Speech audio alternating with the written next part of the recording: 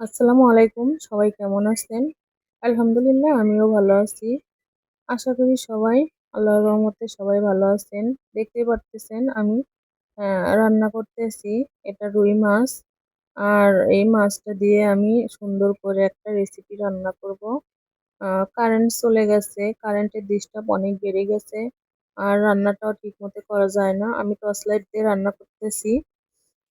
আর আপনাদের সাথেও মনে হলো যে আমি একটু রেসিপিটা শেয়ার করি। দেখতেই পারতেছেন আমি মাছটা এইতো উল্টিয়েও নিতেছি। আ মাছটা অনেক সুন্দর করে ভাজা হয়ে গেছে। আমি সবগুলো মাছ এভাবে উল্টিয়ে নিব। আর মাছ ভাজা ছাড়া রান্না করলে কিন্তু একদমই মজা লাগে না। আ দেখতেও সুন্দর লাগে না, খেতেও স্বাদ হয় না। তাই আমি চেষ্টা করি বড় মাছগুলো সবগুলো ভেজে রান্না করার। হ্যাঁ, দেখতেই পারতেছেন উল্টানো আমার শেষের দিকে। মাছগুলো অনেক সুন্দরভাবে আ উল্টিয়ে নিলাম।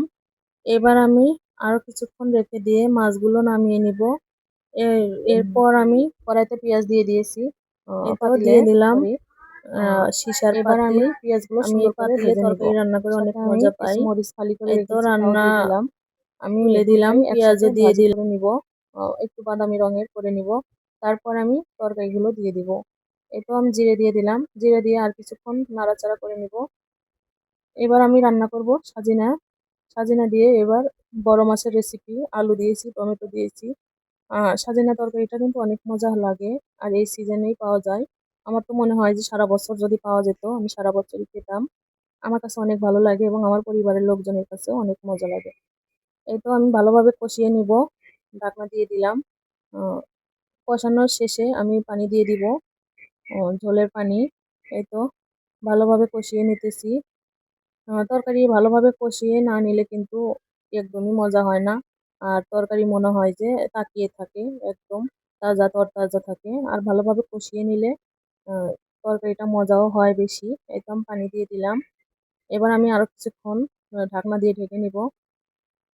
বলক এসে গেছে রান্নায়। এবার আমি মাছগুলো দিয়ে দিব কিছুক্ষণের মধ্যেই।